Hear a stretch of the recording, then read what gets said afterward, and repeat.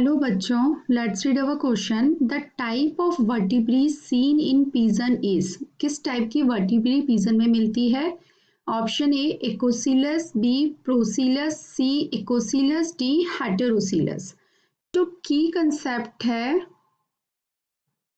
वो क्या हो जाएगा? Vertebrae in pigeon. Vertebrae in pigeon.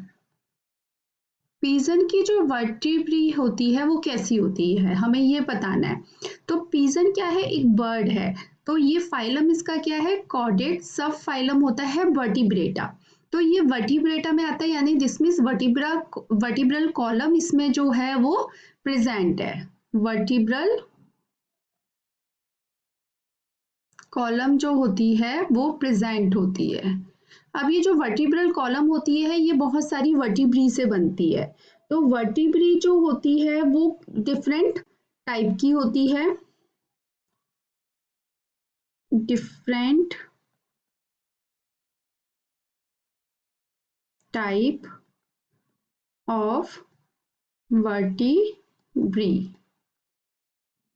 तो हम एक एक करके डिस्कस करेंगे कौन कौन कौन सा हमारा टाइप होता है। फर्स्ट है आपकी एक्को एसीलस।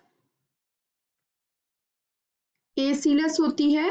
एसीलस में क्या होता है कि वर्टिब्री जो होती है फ्लैट होती है from both side. Vertebrae are flat from both side. ठीक है, ये किस में मिलती है? मैमल्स में। एग्जाम्पल है इसका मैमल्स। ठीक है, उसके बाद आपकी सेकंड होती है एम्फीसीलस।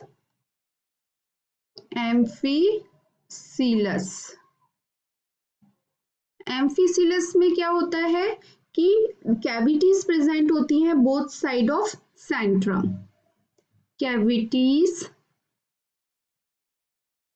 Are present at both side of centrum. Centrum centrum जो होता है वो वर्टिब्री का मिडिल जो पार्ट होता है वो कहलाता है सेंट्रम। इसके बाद आता है थर्ड होता है प्रोसिलस। प्रोसिलस जो होता है वो क्या होता है कि एंटीरियर एंड जो सेंट्रम का एंटीरियर एंड होगा, सेंट्रम एंटीरियर एंड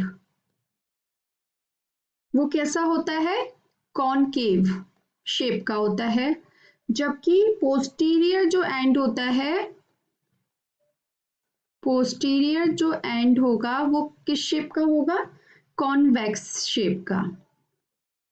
ठीक है, इस तरह का जो वर्टिब्री होती है वो किस में मिलती है? रेप्टाइल्स में। ठीक है, इसके बाद आता है फोर्थ टाइप होता है हेटेरोसीलस। हेटेरोसीलस। हेटेरोसीलस में क्या होता है कि इसका कॉनकेव होती है ये एक साइड से, concave on one axis and convex on the other axis. Convex on the other axis. ठीक है, इस टाइप की जो वर्टिब्री होती है वो हेटेरोसीलस होती है। ये सबसे ज्यादा मोस्ट फ्लेक्सिबल